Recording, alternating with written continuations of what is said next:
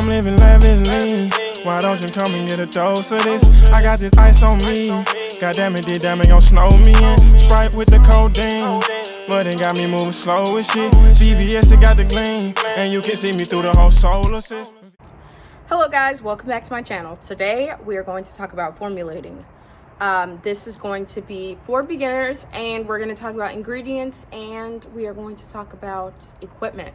So just the basic equipment that you're going to need if you want to start formulating.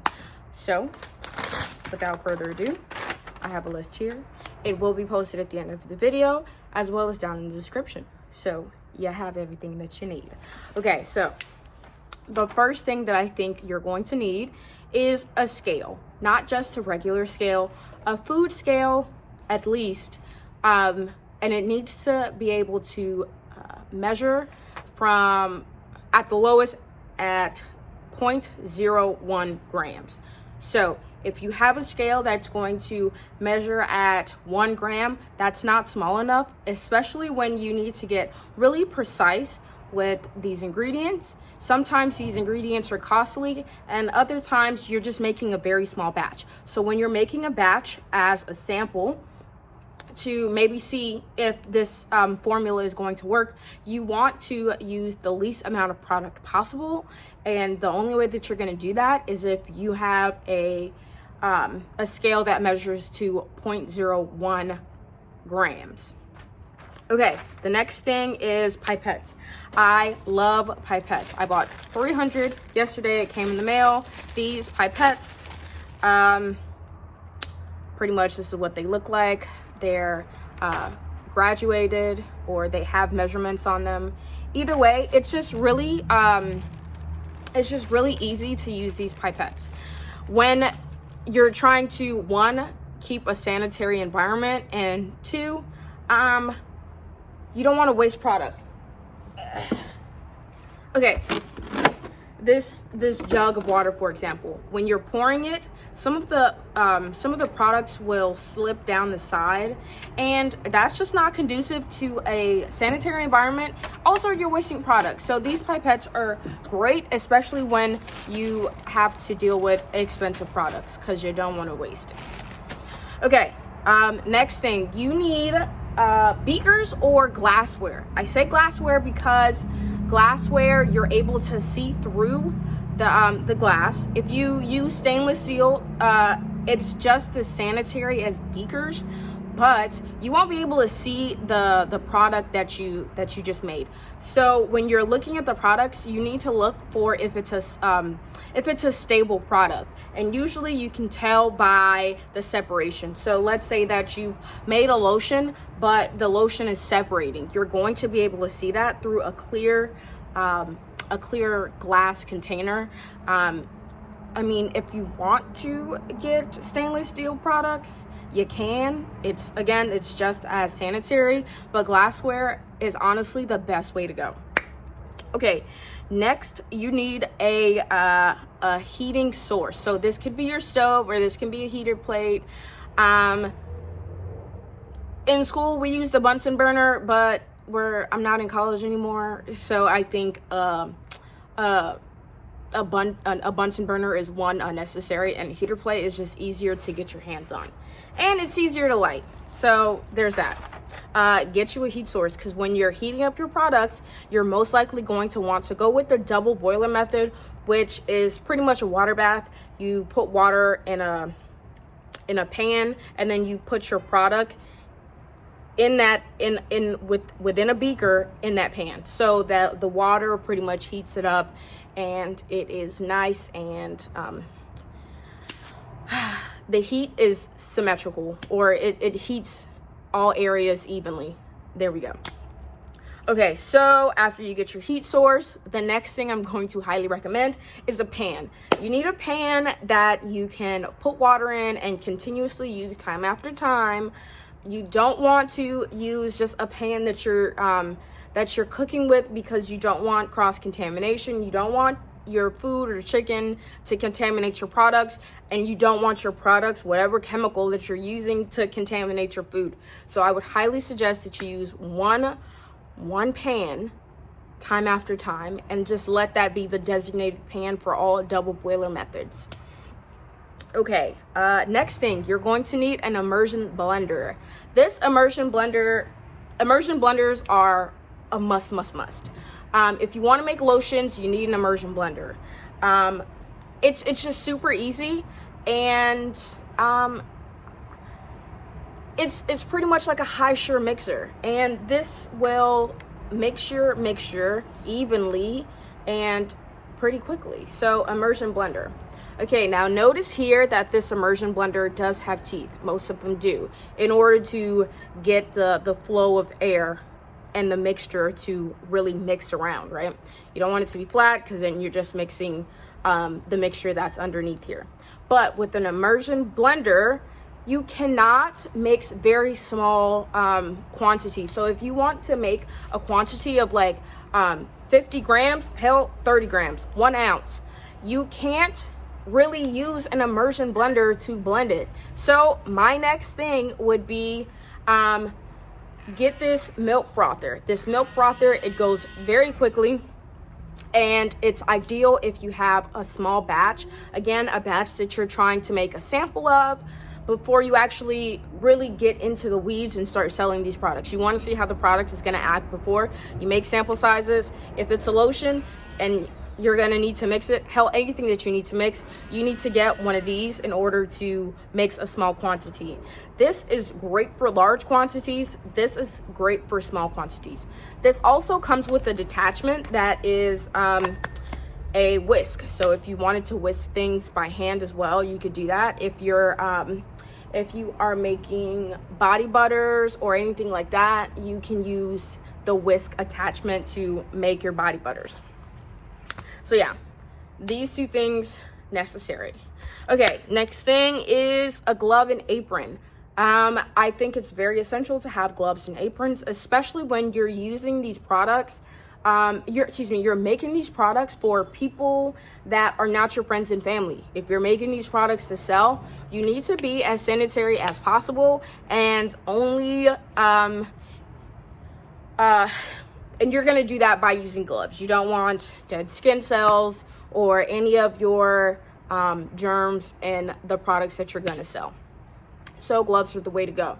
Apron is necessary if you don't have any clothes that you don't mind getting dirty, or if the chemicals are harmful, like bleach. You don't want to bleach your clothes, or if it's acidic and it might burn your skin. You're going to want an apron to cover up your clothes and just have an extra layer of protection for your safety and to just keep your clothes clean. So yeah, gloves and apron necessary. Okay, next thing, and this is the last thing for equipment, is a pH meter. pH meter is super necessary when you're making aqueous products. When you're making these aqueous products, you need to ensure that the product is about the same pH as your skin. If it's too high or too low, it's going to be harmful to your skin and it may irritate the skin. So a pH meter just pretty much ensures that you are going to have a good pH so that it doesn't irritate your skin. Additionally, some of the ingredients that you're going to use only work within a range of a pH. So if the pH is too high, the ingredient won't work. So a pH necessary if you're serious about formulating. The only times that you won't use a pH meter is when you're making oils, or you're making a mixture of oils, butters. If it's not an aqueous product, you don't need a pH, because only aqueous products has pHs. So have pHs. Okay, so now we are done with the equipment. Let's get into ingredients. This is a fun part. So ingredients. Number 1 is distilled water. You may think purified water is okay, and it may be okay if you're making products just for you, but for sanitation purposes, distilled water is the way to go. You can use boiled water on just yourself or for close friends and family if you're not planning on selling these things. But distilled water, if you're planning on selling it or giving it to people that you don't really know. Sorry, my Apple Watch just. Okay, next thing, along with waters, hydrosols. Okay, hydrosols are a fun way to add a fragrance to your products without adding harsh ingredients, perfumes, essential oils. So I use Hydrosols mainly on my facial products because I want my products to have a like an appealing scent, but I don't want it to be harmful to the skin. So I actually have sensitive skin, so I don't typically use what is it called? Brain fart. I don't usually use essential oils on my facial products. So yes, Hydrosols are literally my go-to. In case you didn't know, I do sell skincare products on my website, conceited.company. It has skincare products and workout equipment, and I aim to make skincare for people with sensitive skin.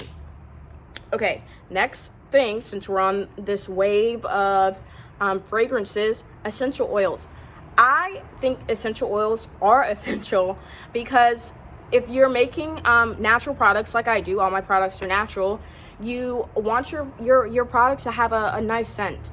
You can either get essential oils or you can get perfumes, whichever one you choose.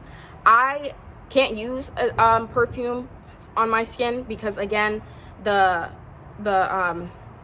just, I don't know what chemicals they put in the perfume. They don't even actually have to tell you all the chemicals that they put in the perfume, but it just irritates my skin. So essential oils are the way that I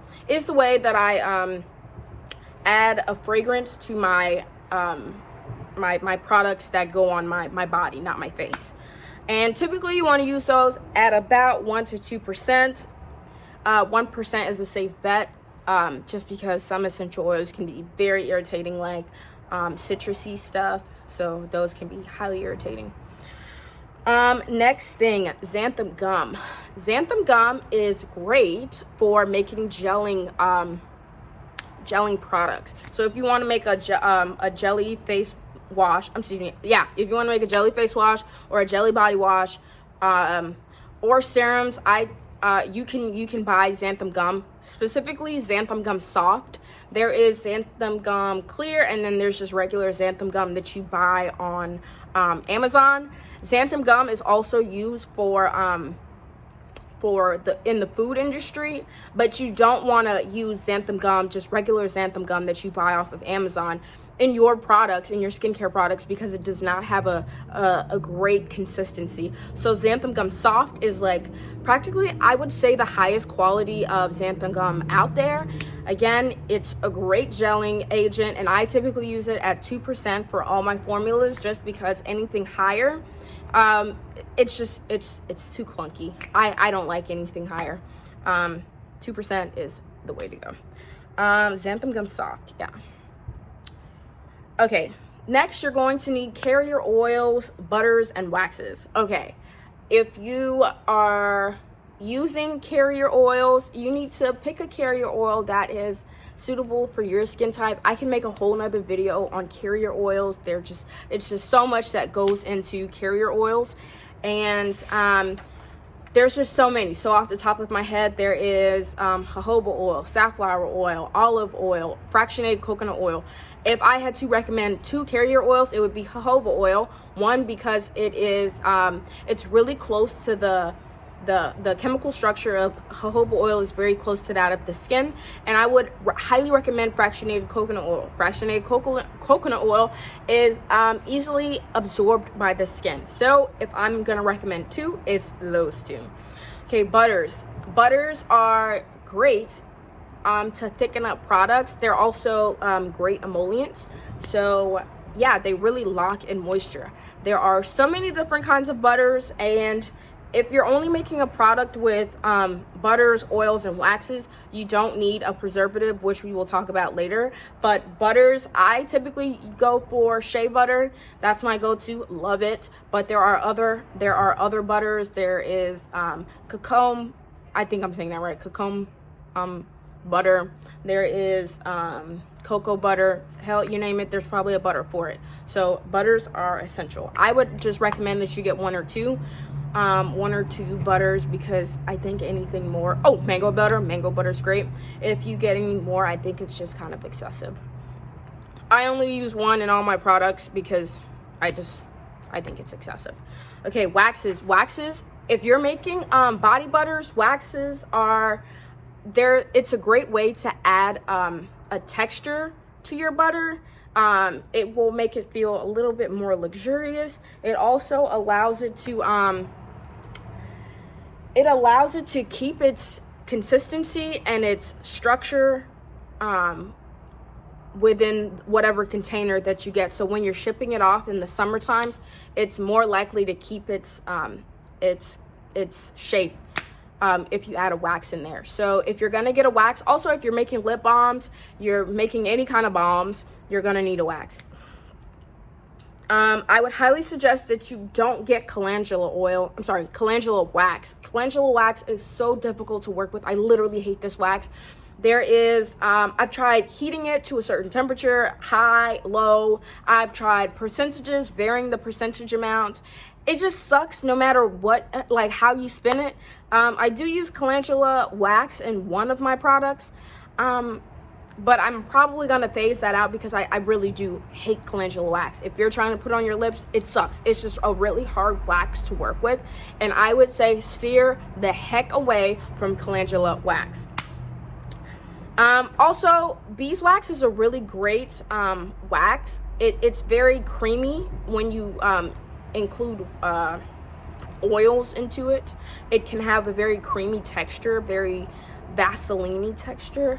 But I don't want to use beeswax because my products are vegan. There's literally only 2 products on my site that's not vegan, and it's my lip balm and my my lip scrub, and I'm gonna phase those out and I'm going to switch to a new wax. And right now I'm working with rice bran wax, and as of right now I love it. So yes, get you a good wax. Emulsifying wax. Since we're talking about waxes, let's talk about emulsifying wax. Emulsifying wax is a wax that allows you to mix oil and water. Typically they separate, they repel each other, but an emulsifying wax will make it combine regardless. And beeswax and emulsifying wax look very similar, but they are not similar. They do not do the same thing. Emulsifying wax again combines it. There are natural EcoCert emulsifying waxes, and there is an all-natural emulsifying wax, which is eggs. But you don't want to use. I don't think you necessarily want to use eggs in your products. So there are emulsifying wax NF. All of them is also an emulsifying wax that is EcoCert. So those 2 are great.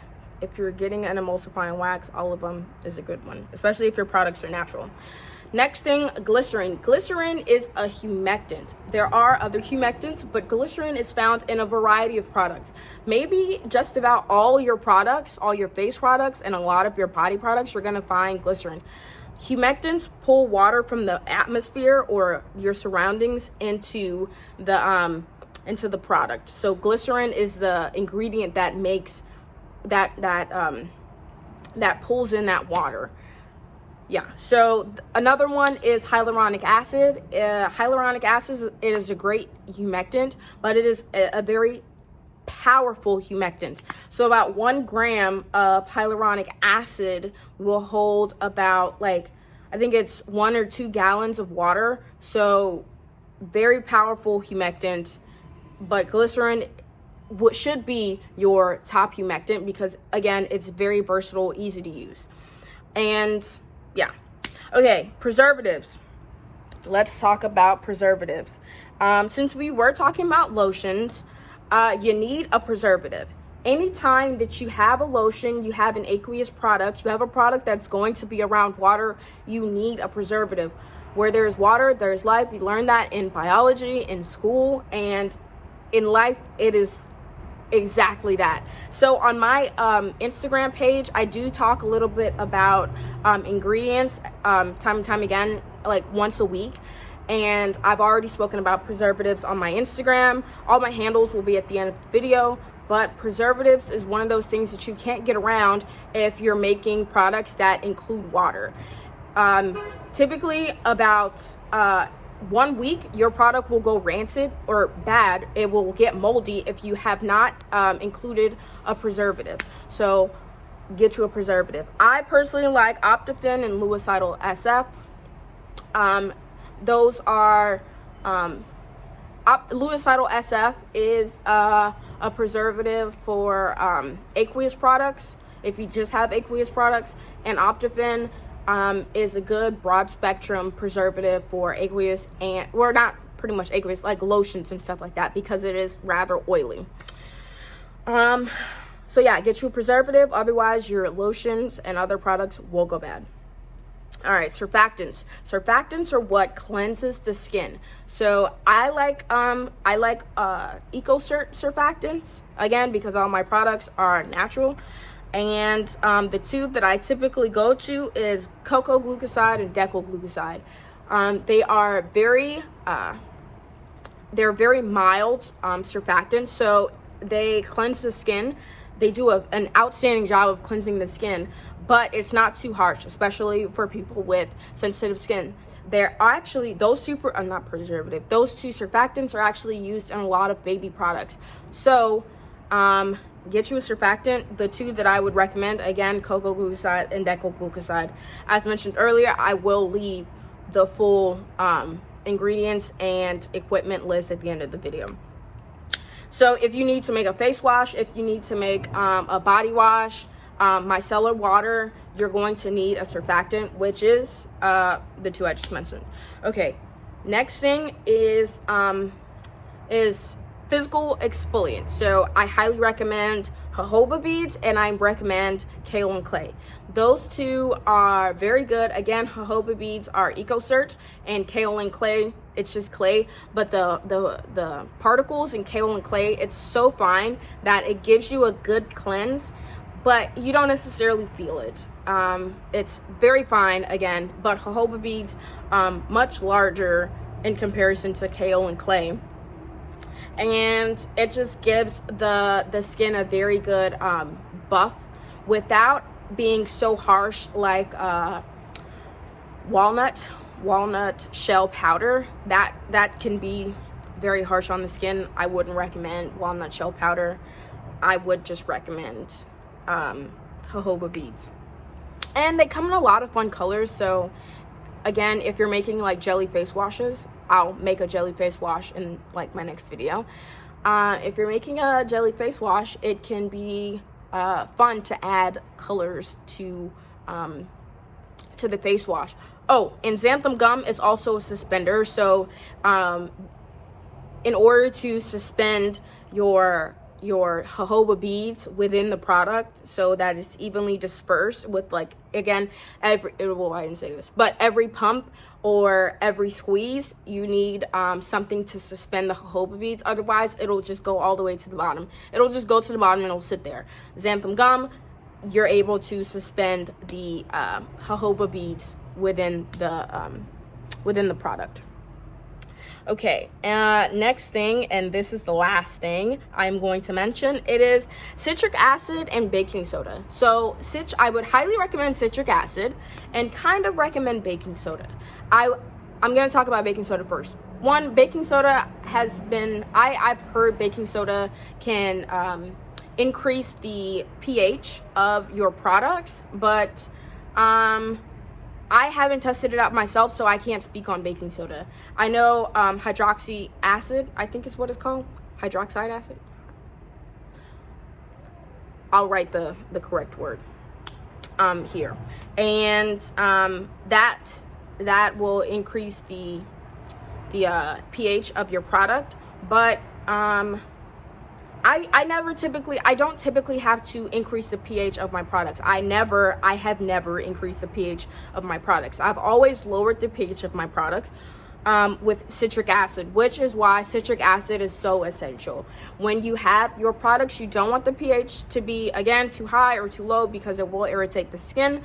So the way to do that is citric acid. Citric acid is just It's the stuff that they usually put on candy in order to make the candy sour. So if you were to taste citric acid, it would be sour. And it is able to lower the pH of your product. Too much citric acid will lower the pH of your product too much. So it's very important that you only use it a little bit at a time. Otherwise, you're kind of screwed and you need to raise the pH of your product again. So, I mean, it's reversible, but it can be prevented. So yeah, these are all the ingredients and equipment that I think is necessary for you to start formulating. And if I forget anything within this video, I'll just add it to the end and the description box below. But yeah, hopefully you guys enjoyed this video, and more formulating videos to come.